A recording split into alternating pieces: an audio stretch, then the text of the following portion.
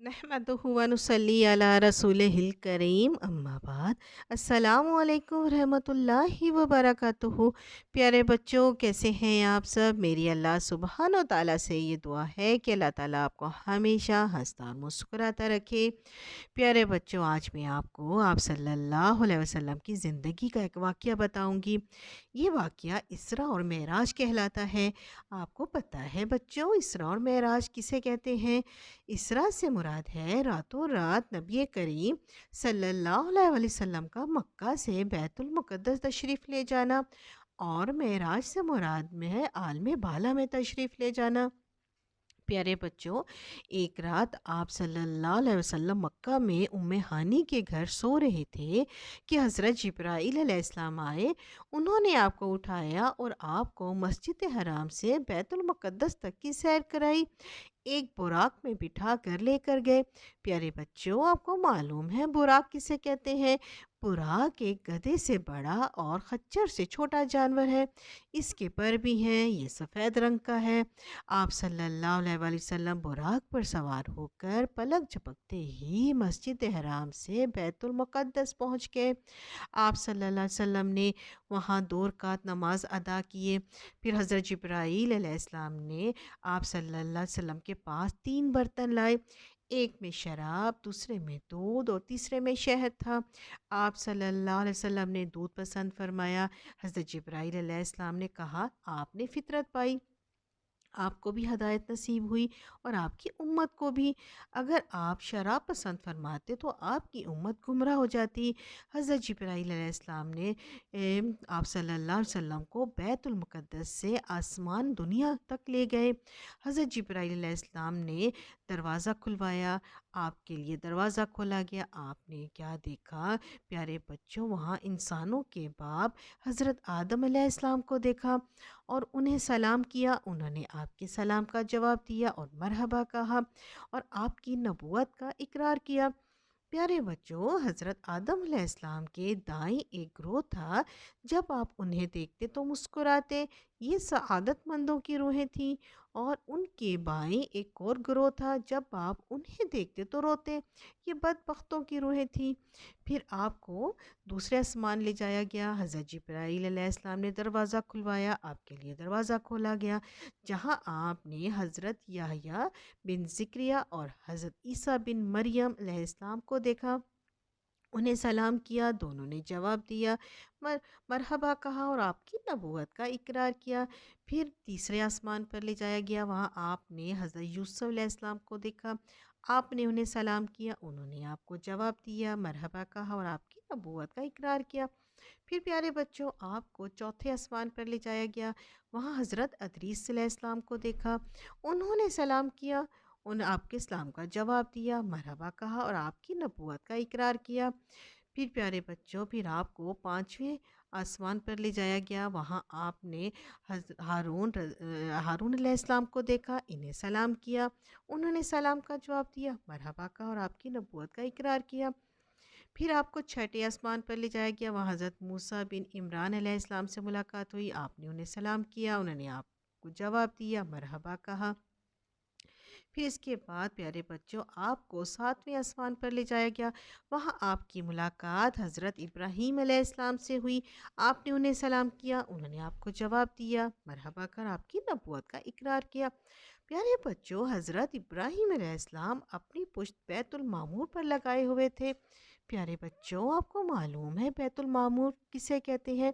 बैतुल मामूर सातवें आसमान पर फरिश्तों का काबा है, जहाँ हर रोज़ 70,000 फरिश्ते इबादत और तवाफ़ करते हैं। फिर एक दफ़ा तवाफ़ के बाद क़यामत तक उनकी बारी नहीं आएगी। यानी हर रोज़ 70,000 फरिश्ते आते हैं और तवाफ़ करते हैं, इबादत करते हैं। प्यारे बच्चों, देखा आपने अल्लाह सुब्हानो तआला के पास कितने फरिश्ते हैं कि एक बार इबादत के बाद उनकी क़यामत तक बारी नहीं आएगी। फिर उसके बाद आपको सिदरतुल मुंतहा तक ले जाया गया। प्यारे बच्चों, आपको मालूम है सिदरतुल मुंतहा किसे कहते हैं? ये सबसे आखिर वाला दरख्त, ये बेरी का एक सायादार दरख्त है। इसके کافی بڑے بڑے پتے ہیں جو آسمان کے آخری انتہا پر واقع ہے۔ اس درخت کے آگے اللہ کے فرشتے بھی نہیں جا سکتے۔ اس درخت سے رنگین اور خوبصورت روشنیاں نکلتی ہیں۔ یہ اتنا خوبصورت ہے کہ اس کی خوبصورتی بیان نہیں کی جا سکتی۔ پیارے بچوں، اس کے بعد پھر آپ اللہ تعالیٰ کے روبرو پیش کیا گیا۔ پھر آپ اللہ تعالیٰ کے اتنے قریب ہوئے کہ 2 کمانوں کے برابر یا اس سے بھی کم فاصلہ رہ گیا۔ اس وقت اللہ سبحانہ و تعالیٰ نے اپنے بندے پر وحی فرمائی اور آپ پر اور آپ کی امت پر دن رات میں 50 وقت کی نمازیں فرض کی۔